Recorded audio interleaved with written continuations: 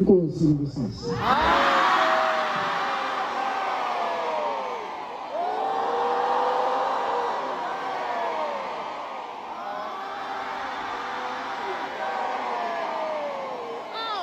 Baba Yazizulu khula Jehova.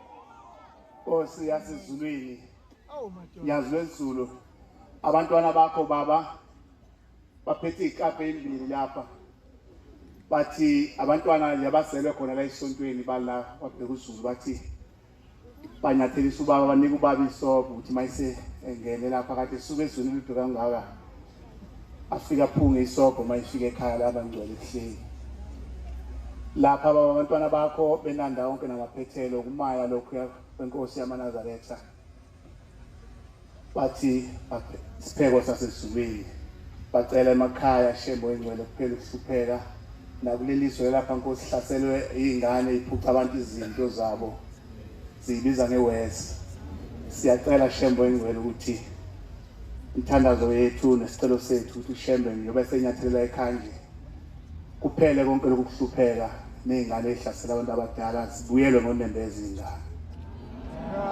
Siyabonga baba siyazi ukuthi usuke ezweni elikude baba uswela kithi baba kuhlungu ngiyacela nakini amaNazaretha ukuthi manibingelela kungabi kwalutho nje sibingelele ukuthi ezulwini ubaba simkhulu. Amen. Simkhulule abantwana benkosi sondelani nje nazi imbenge nisheshise ukuze uthando singaloni ngolusuku.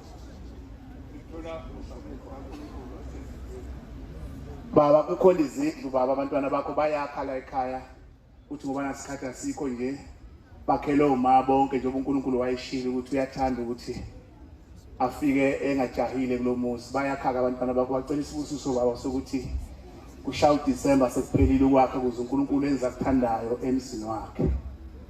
Amen. Ngowakho baba lomuzi thina sibhekile nje ukuthi ungagcolozwa lutho shembe ngowakho othanda ukwenza kulomuzi baba kusesifisweni sakho noma yini thina singamehlo nje kodwa baba umuzi wakho lo ubaba engafika noma yini isikhathi asithandayo enze kwakube ezulwini. Amen.